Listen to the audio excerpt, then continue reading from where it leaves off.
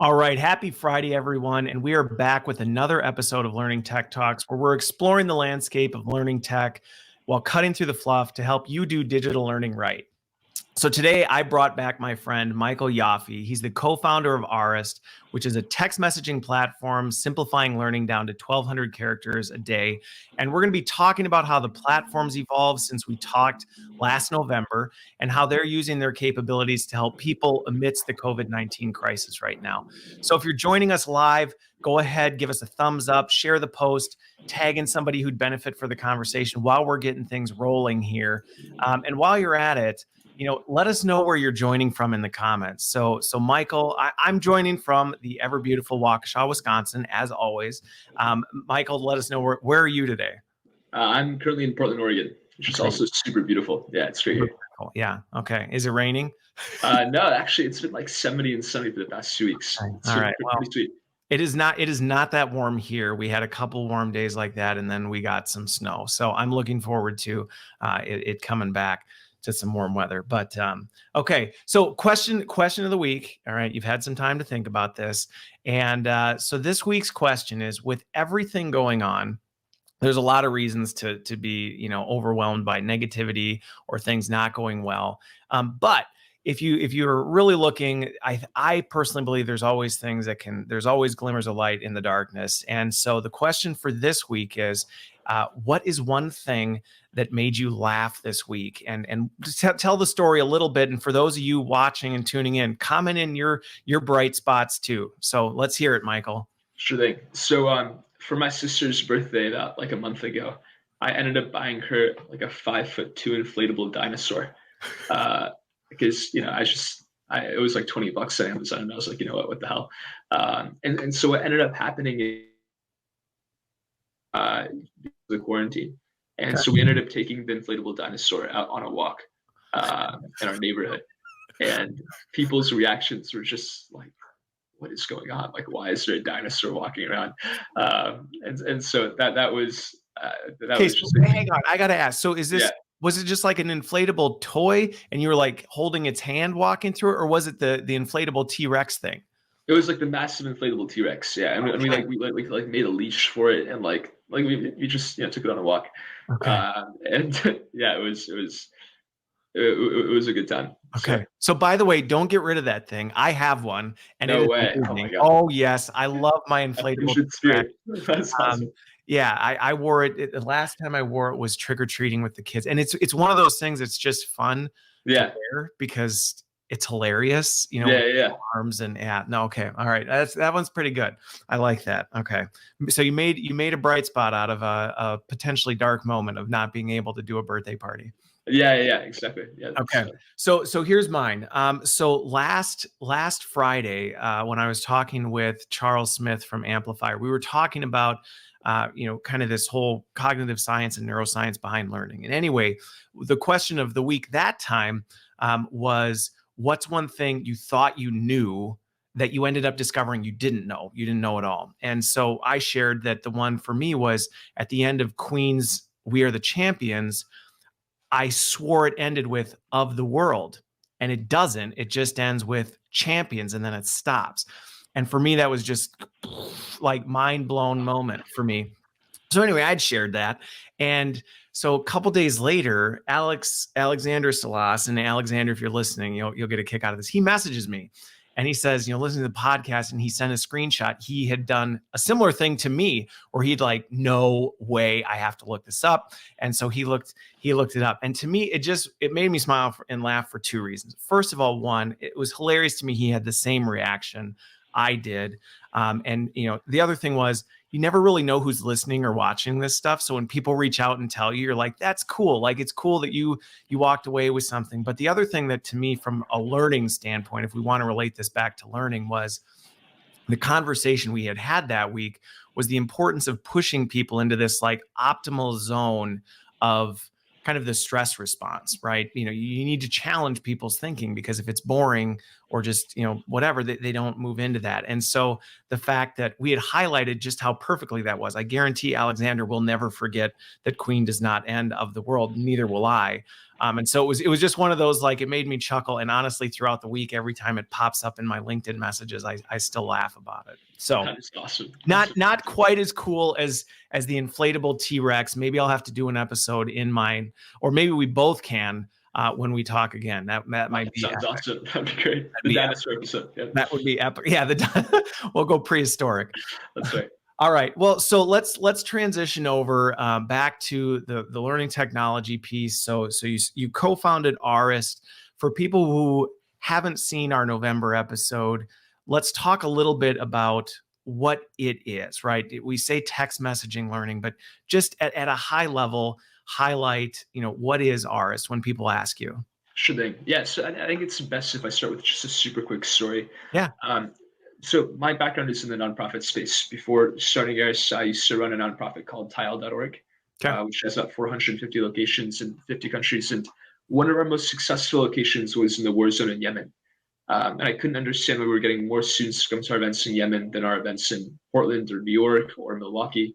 And what we found was that students in Yemen had limited access to the internet. So they couldn't take any of these amazing online resources that we're so used to here in the US.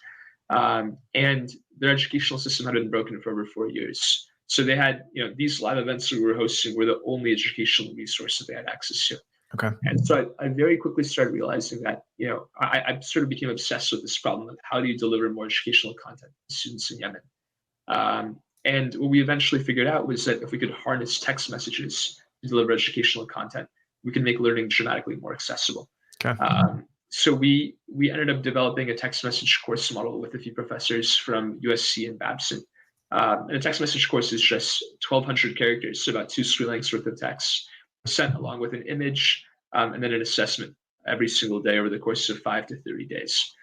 So in about 30 days, we can cover a full semester-long college course, or a really, really comprehensive leadership development or harassment prevention course. And so, we were initially like the goal of Arist was just to deliver learning. And okay, cool. I think my internet might have. No, yeah, you'll fade in and out every once in a while. It's okay. People understand. Sweet. Yeah. So our initial goal was to just deliver learning in conflict zones, which we continue to do to this day. But a university in the Boston area reached out to us after hearing about some of these experiments that we were running and said, "Hey, this would be great for corporate L&D." And we're all college students, so we were like, "What the hell is corporate L&D?" And so I had a similar reaction as an 8th grade math teacher. Yeah. Yeah, exactly. And so, we started realizing that along with being super accessible, text message courses, because they're based off a lot of behavioral science research from Stanford and UPenn, could be really, really accessible and really effective for learning in other places, right? For compliance training, for onboarding, for all of these different use cases, both to make learning, simpler and more frictionless, but also to make learning actually effective. And today we've had completion and satisfaction rates of over 90% for our courses, which has been pretty great. So that's like a super quick summary. Yeah. Well, so one of the things I want to kind of jump on that I'm curious. So you talked about, right, compressing a semester long class into a 30-day text message course, and you had the backing of a college. I have to imagine that was kind of a disruptive position, right? To say, hey, you know what, we can take this, and this is how you traditionally do it in the academic sense. We're going to do it differently, and it's going to look like this. Like, how did that go over? Yeah, there was a whole lot of skepticism. I mean, Babson, I have to give credit to Babson. Babson is an incredibly innovative institution. They've been on the bleeding edge of a lot of digital learning. But for them, they were like text messages, come on, like that's just the worst idea we've ever heard. And I think, one of the key realizations that we had in our discussions with professors is that so much of learning is, especially if you're given an hour and a half worth of class time, professors have to fill up that hour and a half. Yes. So even if the subject for that class is, could be explained really, really succinctly in a paragraph, they have to fill up that class with exercises and activities and conversations, many of which, sort of deviate from the essence of the learning. And if you think about it, learning really is, you read something or learn about a concept or watch something.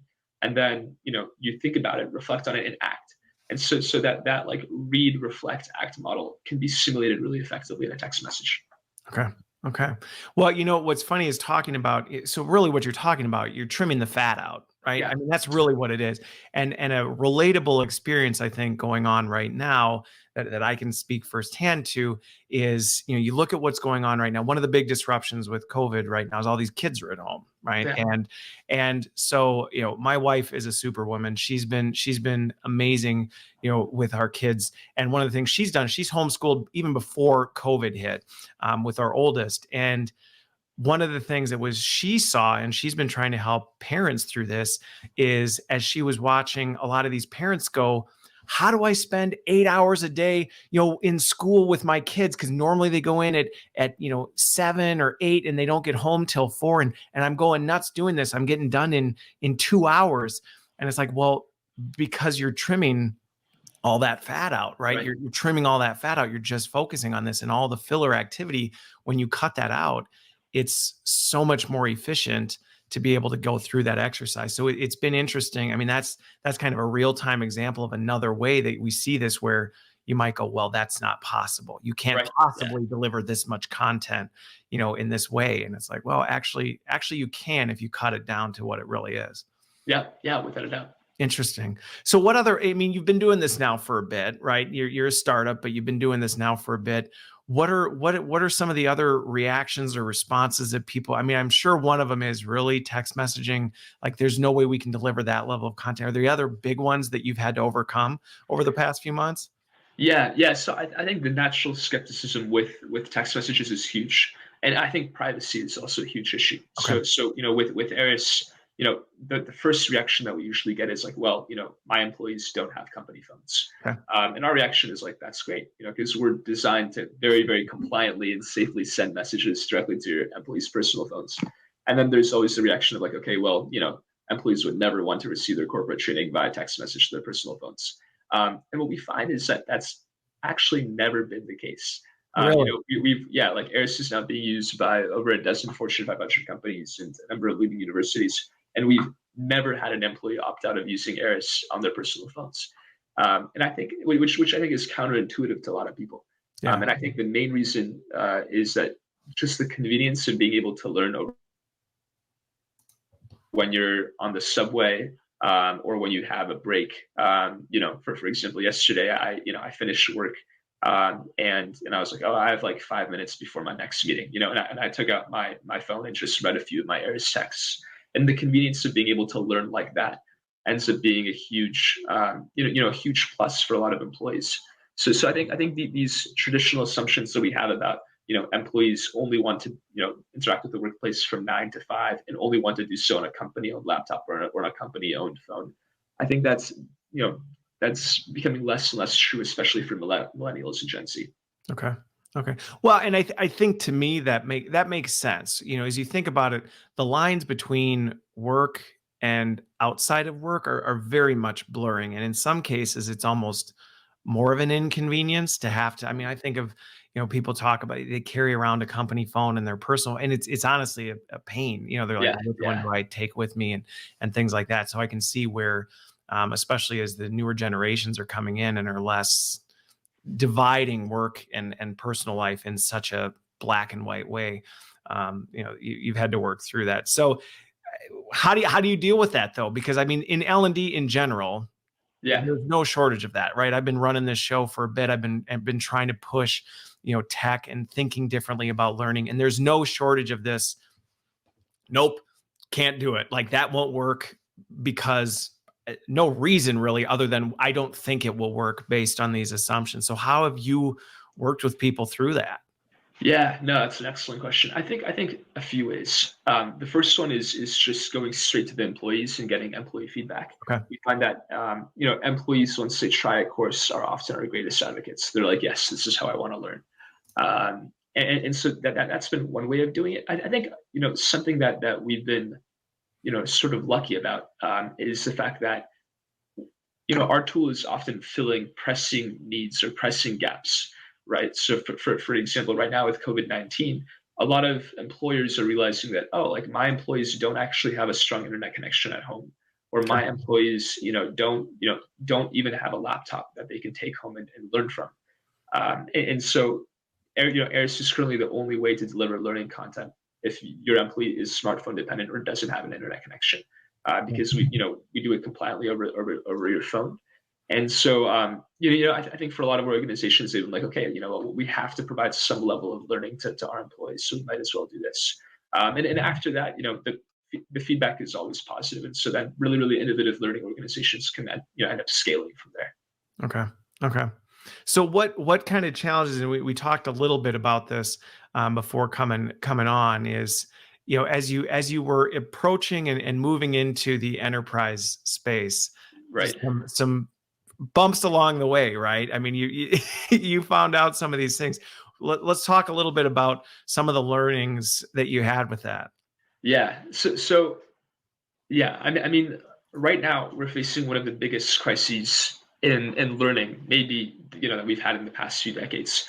And something that our team has been amazed by is the fact that you know a lot of really, really innovative solutions that could fix a lot of the very sudden problems that we're having are not getting pushed along or getting approval by tech teams. And part of that is a genuine concern for privacy. But at the same time, when schools and universities and companies have problems tomorrow, they can't, organizations can't wait for, a 3 to 12 month approval process. And so I think that that's been one of the biggest barriers that we face is, our tool is really designed to serve immediate needs. And, those immediate needs oftentimes come and go by the time that we're done with an approval process. Yeah. And so that's been a challenge. And in general, the pace of decision making on the enterprise level can sometimes be, Can be interesting. Yeah. I'm 21, so I'm used to everything happening like super quickly, and an approval process that takes up like 5% of my life, right, or 10% of my life, is not something that I want to spend time doing. So we've ended up moving to a super decentralized model for getting Arist to the people who need it most. Okay. And so now anybody can go to arist.co and essentially buy a $50 subscription for their employees Okay. without ever having to go through an approval process. It's Yeah. just, but so our goal is to make setting up an Arist account and setting up a text message course as easy as setting up a Slack account or setting up a Twitter account. Okay. Okay. Well, and that was right. This and COVID-19, and again, we're not going to make this a COVID-19 episode, but in many ways, it caught a lot of people off guard, right? And there were a lot of assumptions that companies had, like you said, about their employees, about the way work was done, about some of this stuff that suddenly they were pressed with, oh, turns out that isn't actually how it works. And the response time is critical right now. And Right. I think that's something that, I can say for my peers, the people that I work with, there are a lot of times we're struggling with this, where it's like, okay, we have a need, we need to meet it. We don't have 18 months to go through an RFP enterprise implementation, because by the time that implementation is done, not that it's not going to be valuable once it's done, but we've missed our window of opportunity. So I think it's interesting that you've been able to pivot the platform a little bit. Not that you're moving away from what that is, but to be able to say, listen, we recognize what the need is, and so we've adjusted to kind of meet this immediate need to help people who need to move quickly. Yeah, yeah, and I think for us, one of the craziest things has been that you know a lot of learning organizations that we've worked with in light of this sudden shift, we're like, okay, great, we're going to take all of our classroom training, right, and then just record it, and that's going to be our digital learning.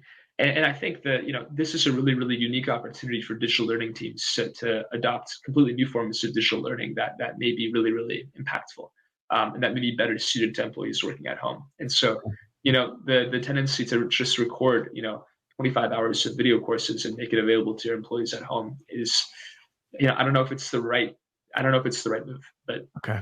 Okay. Got it. So here's the other one though. So with everything going on right now, there is sometimes a natural tendency, and I've seen it. I've been helping others, and myself have been trying to do a little bit of preventing firefighting, right? Yeah. Which is what can happen. Everybody's home. There are some assumptions that, well, now people are home. What else do they want to do other than corporate learning?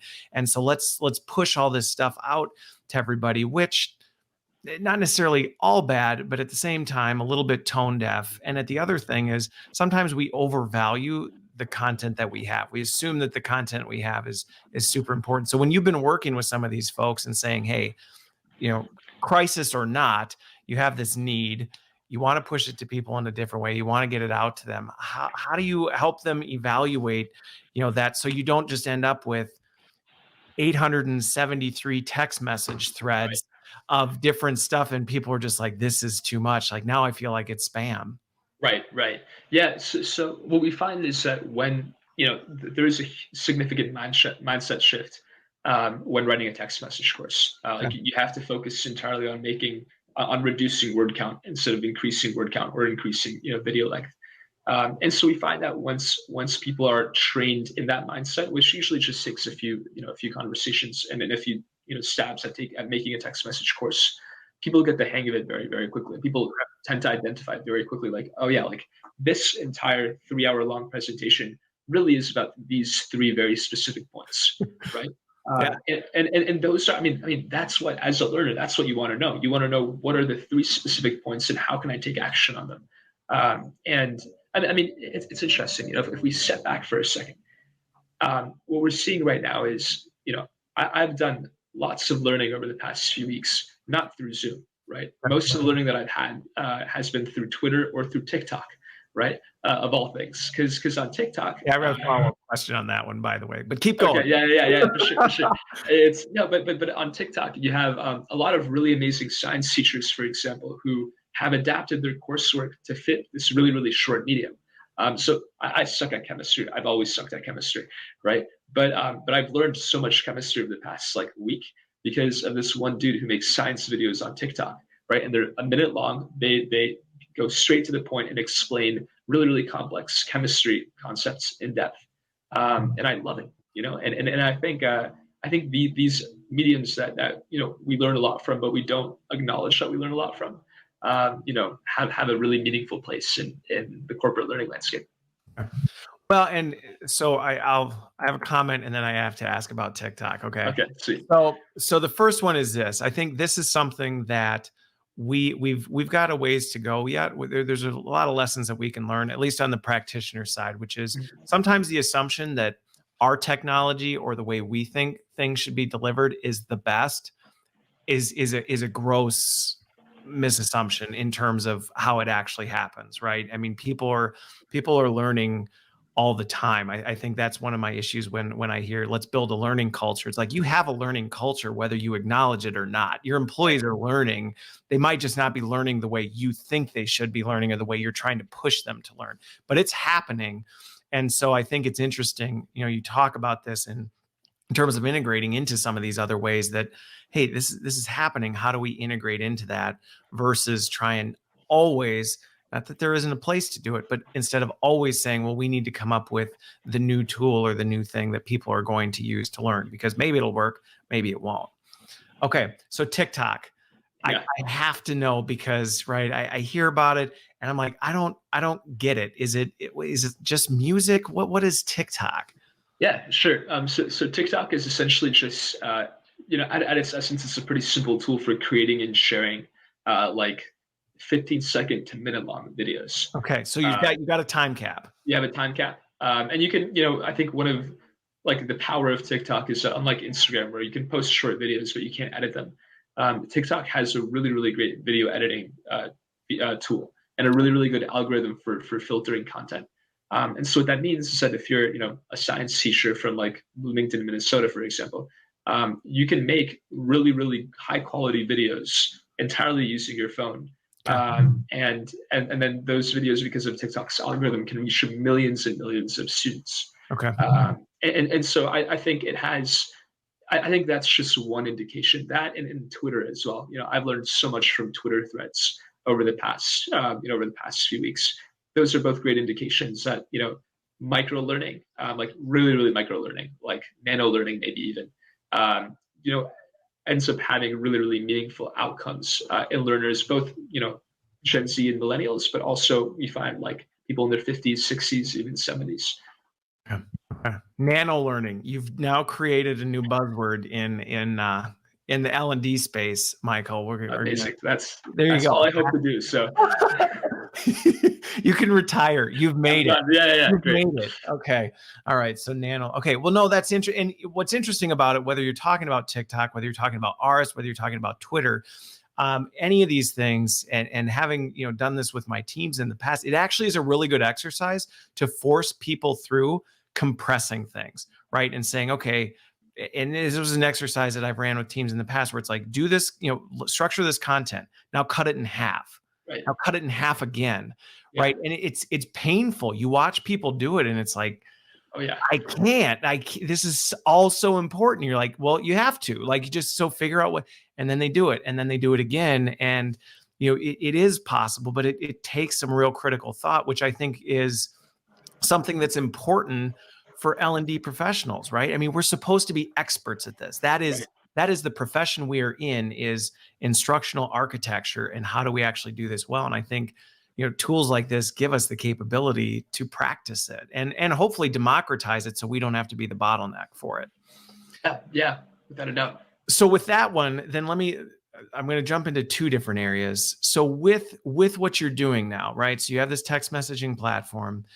You're democratizing this. You're helping people kind of go through this exercise of, hey, let's get this content. Let's get it in its simplest form. Let's deliver it to people in the most simple way possible, honestly. Right. How do you do that with, or how do you work with, do you only work with L&D people? Are you working with subject matter experts? What's kind of the gamut of folks who you work with to do this?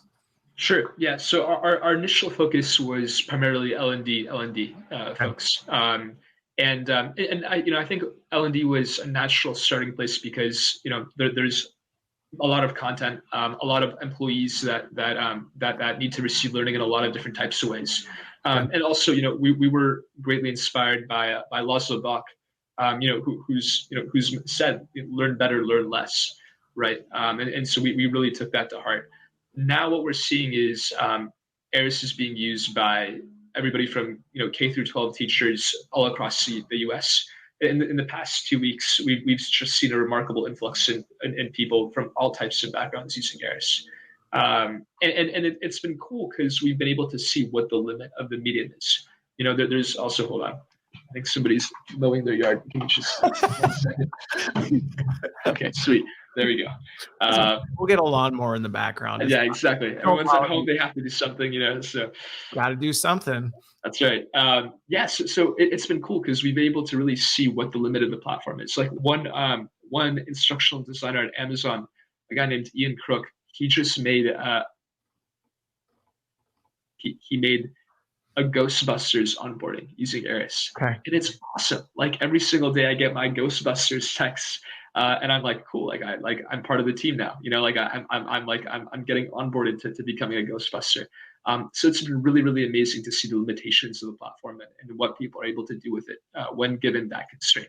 And much like, I think learning architects, I'm a huge architecture buff, right? So much like actual architects, architects thrive when they have to work with limited conditions, right? Like a difficult lot or a difficult landscape. Yeah, the same thing is true for learning architects, right? Yep. Well, and I think the same is true in a lot of things, right? When we're pressured to think with constraints, it actually pushes us to think differently, which is, one of your Ghostbusters onboarding analogy is a good one. I think, as I look at some of the things going on right now, one of the other bright spots I see amidst everything going on is creativity is at an all-time high. Yeah. Because it has to be. I mean, the number of videos I see of people doing insane, crazy, fun things where you're like, they never would have done that before because they weren't forced to. They weren't pushed into a thing. And not that you ever want to say, hey, this is a good thing, but it's been interesting to watch as people challenge the whole, well, we can't do that, or that won't be allowed here. So with the current situation, are you seeing people taking more risks? Are they doing things differently than even maybe you saw before, where they were doing text messaging, but it was kind of force fitting things from one thing to another, and now they're kind of stepping outside? Yeah, so it's been interesting. It's been a range. I think it depends strongly on the learning culture of the Okay. organization. So one company that we spoke to in November, and then they were like, you know what, like, and they were pretty slow at decision making.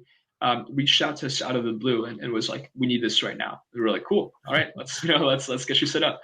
Okay. And so that's been interesting. Another company that we talked to was like, we really did not have any use for this like 3 months ago, but the use cases are very, very clear now. Okay. So that's it's been interesting seeing that transition with some learning teams.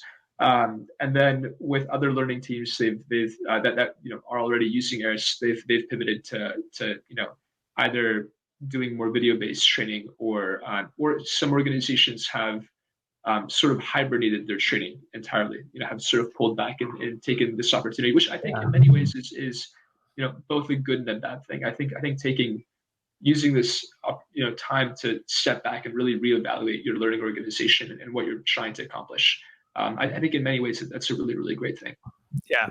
Well, and I think it's an important topic to talk about right now. And I'm kind of watching the comments here off to the side because I think this is something that is important to think about. It goes back to what we were talking earlier, where there is to some degree this assumption, well, people are home, people are doing things, let's push them learning, which I think is a little tone deaf because people are home with kids now and they may be scrambling to figure out how to work in this new world, and the emotional mental strain of just the realities of things. If you look at the neuroscience behind emotions and learning, like right when people are Yeah, stressed and have things, it's hard to actually get them to move forward. So we have to be careful how we do that. But at the same time, I've seen pockets where people are hungry for learning. And if anything, this has pushed people to a place where they're saying, I'm struggling or recognizing what my skills are and I want to improve, right? I yeah, recognize that maybe everything I thought about my own capabilities are not what they are. And so it is this balancing act of helping organizations understand, how do you help continue development? I don't think the shutting down thing is the right move right now. I don't. yeah, I think people yeah, they need to feel connected. I think they need to feel like they're being invested in and developed. I think we need to be careful about how we do it, but I think there's definitely need. So it's cool to hear that you're kind of enabling people in this moment where they need it. yeah, yeah. Okay, so on another topic with this, let's talk about some of the things related to the situation. I know you've been developing a lot of content, uh, and democratizing it, really just putting it out there. Talk to me a little bit about how you've been getting involved in that to kind of help the situation. Sure thing. Yeah. So yeah, what we found is that very, very quickly, like our school shut down. I think March 12th. And so within 2 or 3 days, we started realizing that a lot of teachers, because we were intimately familiar with the fact that most students and many students and many employees around the world don't have access to the internet. And so we instantly made our platform completely free and all teachers as well. So now anybody can go to Arist if they're a teacher and instantly create an Arist classroom and start creating content for their students. So we jumped into action really quickly there, and over the past I think over the past like 2 weeks we've had over 50 nonprofits reach out to us Okay. and get started using the platform for everything from delivering COVID-19 training. We helped develop a COVID-19 course for refugees in the Nakivale Valley refugee camp in Uganda, where there's 70 to 90,000 refugees with limited access to the internet, but everybody has a phone and everybody has WhatsApp. And so we've seen a lot of use cases of Arist being used for really phenomenal impact work that we've been thrilled to support. So I think that's probably been the biggest shift in terms of us being able to step into action. And again, it's been really, really amazing to see what people can create. I think for a lot of old school trainers, this is their first time being forced to do digital. I spoke to You're it is. yeah. I spoke to this great lady at a conference, I think like 2 or 3 months ago, and she saw Eris and she was like, "This is the worst thing ever," and I was like. Right? You know, And the feedback. she was like, I was like, I really appreciate the candidness. And she was like, yeah, you know, like I like, you know, like nothing will ever be in-person training. And I'm like, I'm in agreement. You know, this is designed to supplement or replace it when you can't have in-person training. And she was like, yeah, you know, whatever. And then she reached out to us last week and she was like, I can't do any in-person training anymore. And I'm like, I know it sucks, but like, you know, you have to adapt. And so she's actually now using Arist to deliver courses, which has been cool. But it's that transition and just the ability to help you know, help deliver learning content in a way that's somewhat differentiated from video or everything else digital Yeah. that we're used to. You know, we've been really thrilled to be in a position to help. Okay. Interesting. It's always fun when things come full circle, right? When you're like, Yeah, yeah, I've had my fair share of those where it's like, this is a terrible idea, or, you know, you won't be able to do that. And you're like, whatever, I'm going to do it anyway. And then right, right.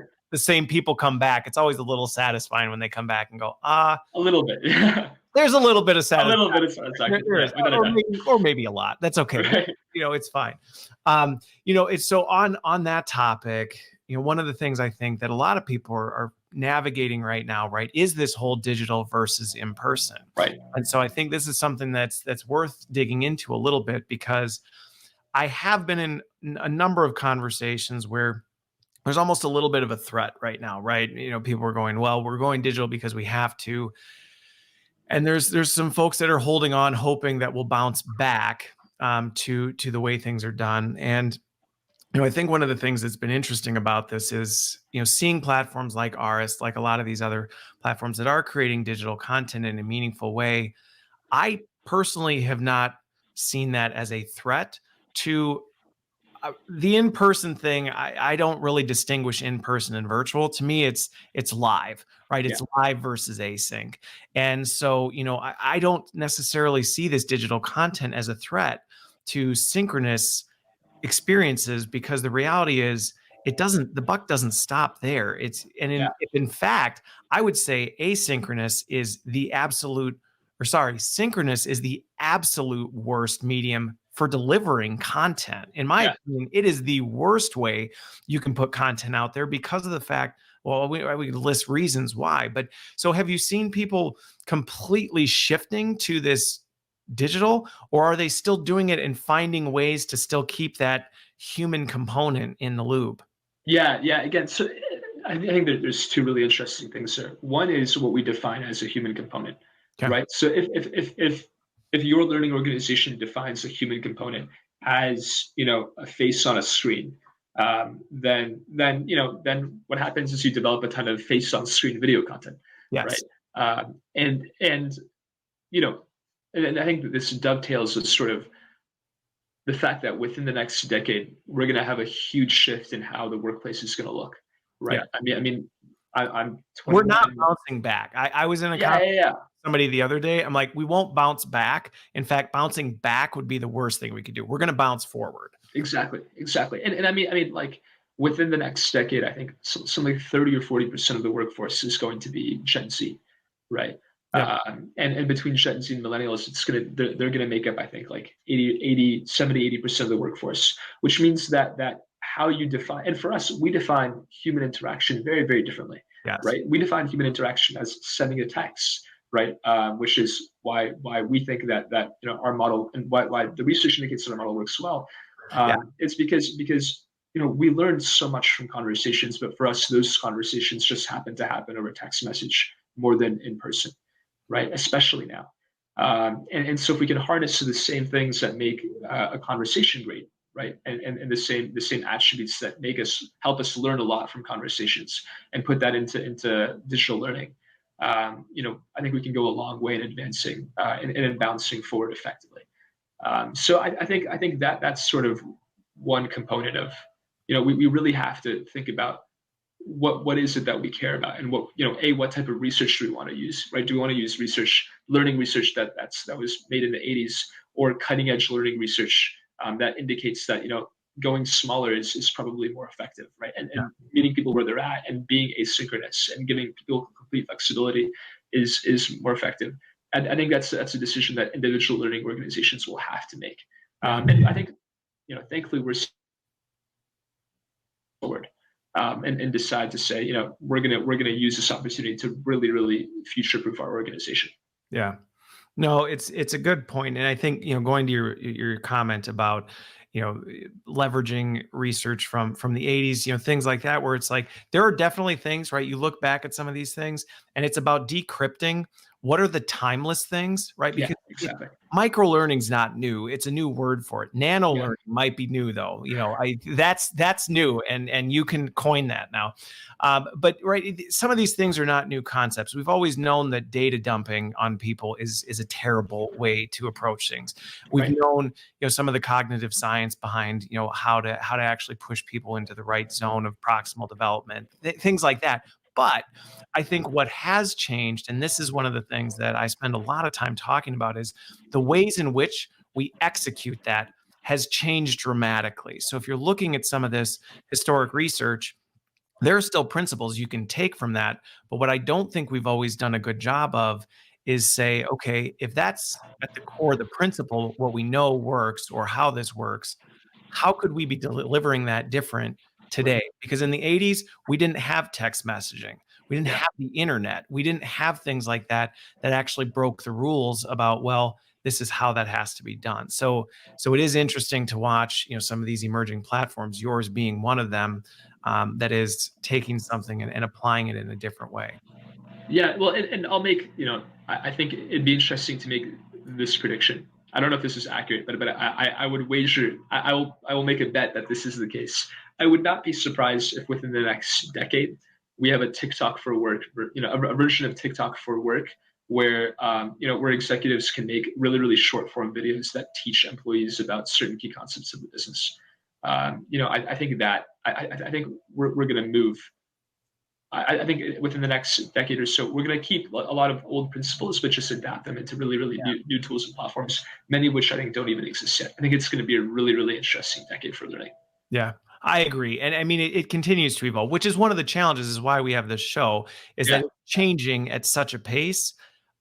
For a lot of folks, it's like, I can't even keep up with this. Like yeah, yeah. we're still plugging things into a slide by slide e-learning, and you're talking about, CEOs making TikTok videos Right. Yeah, here so exactly. far. And it's like, well, right. And maybe you're not there in the journey, but that doesn't mean you can't start on the journey, and kind of start where you are.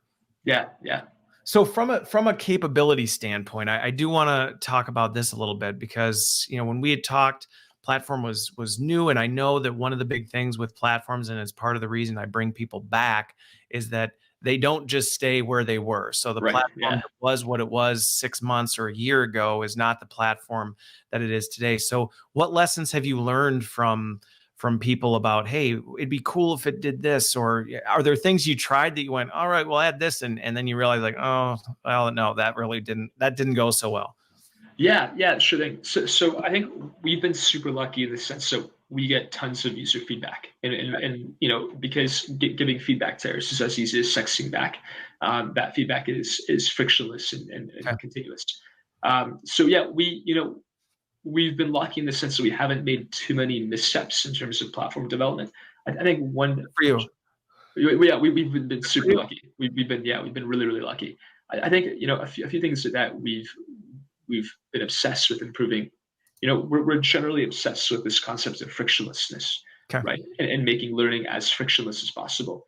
And so for us, we spent the past 3 months just reducing the number of clicks that it takes Okay. to create a course, and reducing the number of clicks that it takes to get started taking a course as well.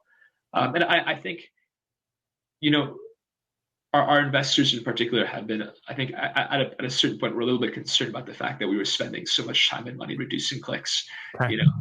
because it's sort of a weird obsession to have. But I think it's paid off for us in the sense that being able, I think people are usually just blown away by the fact that you can go to the Arist website, and within a matter of like 7 or 8 clicks, you can make a course, right, and publish a course, which is something that's much harder to do with a lot of other platforms. And then signing up for a course, it takes 3 or 4 clicks, Okay. uh, and so I think that's been So sort of you've our reduced and this is on the design side, right? For yeah, the yeah. developer, you've reduced the friction for a developer. Yeah, exactly. Reduce the friction for both the developer and also for the employee taking the course. Okay. And our goal, we're obsessed with design, and so for us, um, that's the greatest number of resources.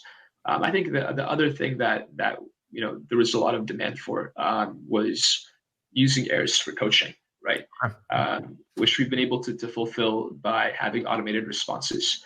And so now you can build in really, really intricate automated like response streams into text message courses, which is cool because you can build in, sort of a chatbot like functionality asynchronously in a really, really easy way. Okay.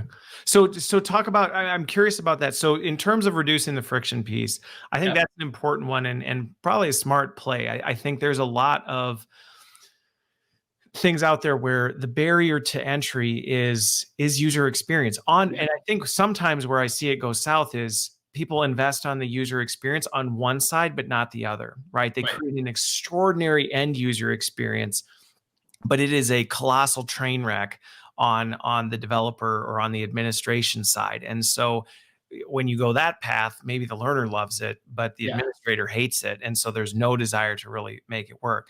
And where it works well is when it works well as on the administration author side and on the end user side. So that to me was a smart play. And it sounds like that one's paying off on this response piece, because that was one functionality that wasn't there last time we talked. We talked about the fact that, hey, do people get to interact back with this thing?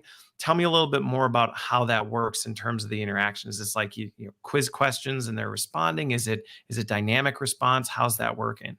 sure thing. Yeah. So we built in three response types. So open-ended responses. So question, how are you feeling today? Multiple choice responses, which are, like answer A, B, C, or D from a list of options, and then the system will text you back really, really detailed feedback based on your response, and we'll adjust the course stream from there. And then short answer questions as well. So like when was George Washington born, stuff like that. And so the great thing is that for users, texting back is super, super easy. I mean, it's as easy as texting back. Uh, Makes sense. and the great thing is for something like compliance, we're tracking whether or not users actually understand what's going on. Okay. Um, Being able to indicate that yes, I understood my safety training as easy as like texting back a letter ends up dramatically increasing the rates of people finishing their compliance training and successfully completing it. Okay. One organization that we were working with had safety compliance training rate, even though this is something that I didn't really understand. They had mandatory compliance training that only 60% of people completed. Oh, I Uh, understand how that happens. yeah, yeah. So to me, I was like, but it's mandatory. How does that work? And I was like, cool. But um, Mm. and so we were able to get their compliance training completion rates up to like 95, 96%, Okay. which was pretty So sweet you because almost made it mandatory, almost made it mandatory. I know, yeah. except And for 5%. They didn't. yeah, like for those like 3, 4% of users, like you're getting the email and you're seeing the email to complete this. Like it takes you like 4 clicks to do it. Like what's like are you just like, yeah, like I'm just not gonna do my compliance training. I'm like I'm gonna stick it to the man. But yeah, so I don't know I don't know how we get that last 3, 4% of users. Okay. But yeah, so I think the response functionality has been huge. Okay. We've also fully integrated WhatsApp, which I think has been really, really important. For huge multinational organizations, with employees in India or employees in Latin America, being able to reach their employees by WhatsApp is fantastic, and it makes I think it makes the employee company experience that much more personal, because employees are spending all of their time on WhatsApp anyways, and being able to send a company branded text that says, hey, we're X company, and here's just here's a nice reminder of what we do and why we care about you. Okay. Um, I think that goes a long way in making the employee experience really, really great. Okay. Interesting. So with the you talked a little bit about how did you say it's dynamically respond? The course can dynamically respond based on their responses. So are you moving a little bit or exploring kind of the adaptive concept of let's change the experience based on the employee? Yeah, we're starting to a little bit. I think long term that's and one of our university partners just designed probably like our first fully adaptive course, and it was awesome. It was super cool. And I think we're going to see more and more of that and build in more and more functionality for that adaptability. Okay. But again, our goal is still to make building a course as easy So as writing a text, right? And so that's something that level of simplicity is something that we never want to change. okay. Okay. Well, that was what I was going to ask, because if you've ever played with, if when you start getting into adaptability, which starts at Yeah. its basics with branching, right? Right. You open Pandora's box Oh like yeah. that, and suddenly something from a, hey, cool, I can create a quick text messaging class in 10 minutes, to, oh my gosh, what did I sign Yeah. myself up for, is something. So I can see where that's a bit of a challenge to figure out how do you balance that while maintaining true to the original vision, which was, let's make it as easy as possible. Right. Okay, interesting. So with that one, and I'm curious on the analytics side, as you're going into it, what are some of the things that people are finding, or they're pulling out of this, that maybe they weren't getting before, as they look at, um, hang on here, I'm looking at a question that came through. Eric, I'm not fully sure I understand your question, so maybe ask it again, and I'll bring it up into the conversation here in terms of bigger picture options for best practices for L&D. But talk a little bit more about what you're seeing in terms of, like, what kind of information are you capturing? So people are responding back, right? Right. So that's a pretty big advancement from where it's been. Is now, one, it can dynamically shift. Two, people can kind of interact with this stuff. But also, how is that affecting the data that you're providing to organizations or the authors? Yeah. So one of the interesting things that we've seen is users are responding in ways that learning designers have never seen before, Okay. right? So we ran an ethics course with one of our clients, and like when you take an ethics course online, you like click through it, and it's not terribly exciting. You maybe like answer a few quick questions. What was mind blowing, I think, in this particular ethics course was that employees were texting back paragraphs and paragraphs and paragraphs explaining, how they felt about the ethical situation at their workplace, and giving tons of really, really great feedback that they simply weren't comfortable giving for some reason in a video environment or in a webinar environment, or even in a regular digital course environment. So that's been really, really, that's been really gratifying. Is that along with gathering, standard data like response rates, you can track whether or not your employees getting the course, engaging with the course, whether or not their answer accuracy rates are high, et cetera. We're also seeing that the level of engagement with e-learning and the level of authenticity that employees are responding with Okay. is something that a lot of our developers just haven't seen before. It lets them interact with the employees that they serve in a much more intimate way. Okay. Okay. Well, that gets to two things. And Eric, I think this is actually going to address your question that you were getting at, while at the same time talking about, this whole human side of it, right? Because what you're getting at is, this data is giving you more insight into your learner, which is, Right. to me, Right. invaluable, right? Because the more we can understand who our audience is at a personal level, the better we can deliver on what they actually need. And I Yeah. think this is where we're getting at. So Eric, what Eric was asking was, what are some of the giving employees options? To me, that's where what technology is unlocking in learning and development is the ability to truly personalize at a level that we have never been able to do before, right? I mean, that is something that to understand where a learner's at, what their existing knowledge set is, what they know, what they don't know, what they think they know that they actually don't know, like the end of We Are the Champions, right? To be able to root that stuff out, but then also deliver a completely personalized experience that's human centric, is something that, it's ironic to me, but has always been the case, where technology is actually making learning more personal and more human than Yeah. it ever has before, which is one of the greatest ironies of it. As people are saying, oh, technology's moving us away from human-centered design, it's making us less connected. It's like, if anything, it's allowing us to do it at a scale and capability never before possible. Yeah, without a doubt. Yeah, and I think we're going to see more and more and more of that, as because humans, humans, we're so comfortable with just like texting, right? Or taking notes on our phone, or like all of these things that have become second nature to us. And I think being able to meet users where they're at, which is oftentimes on their phone, Yeah. is critical. Oftentimes, like a Yeah, lot of time. a lot of the time. Yeah, more than we'd like to admit. So Yeah. yeah, Okay. Okay. Cool. Well, so one of the other things, if people are, if they're curious about Arist, if they want to do it, what is the easiest way to get an experience with it, or try it out, or to test it for themselves? sure thing. Yeah, so we just launched the ability to create your own classroom and create your own course in seconds. Okay. So if people go to arist.co, that's arist.co, you can both try a sample course if you want to get a sense of what text message learning is like, and also go ahead and just jump into creating a course right away. Okay. And it's free. It takes seconds to set up, and our team is always here to help. So if you have any pressing learning needs, my email is just michael@arist.co.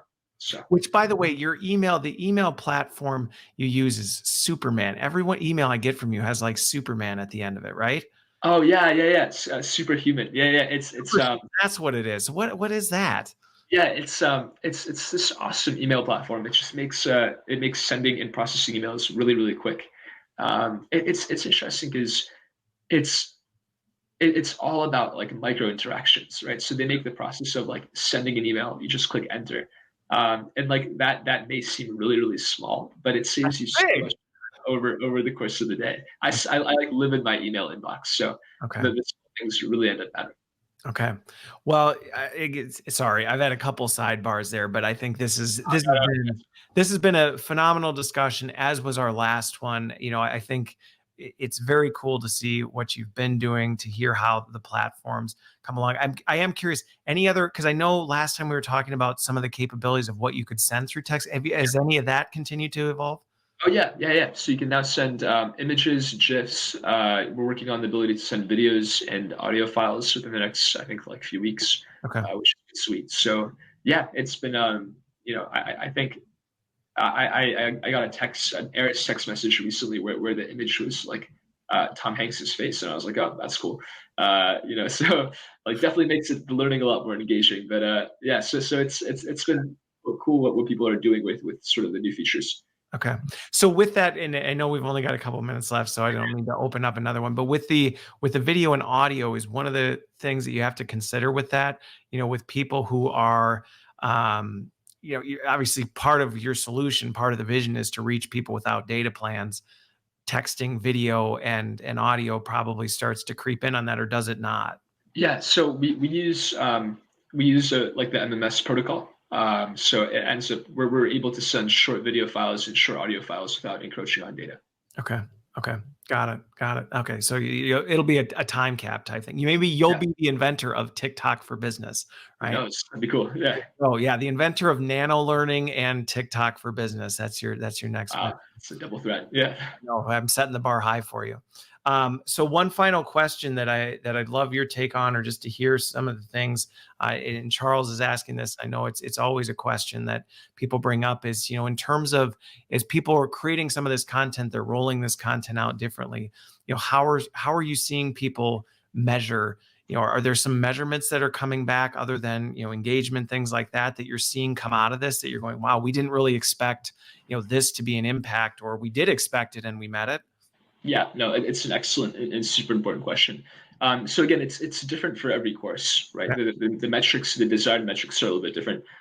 Generally, we find is that cost savings is really significant, right? First off, because you're saving a lot of employee time, Yeah. and so that ends up adding up very quickly. Especially if your employees have if their time is super valuable. And then we've seen a lot of really unexpected results as well.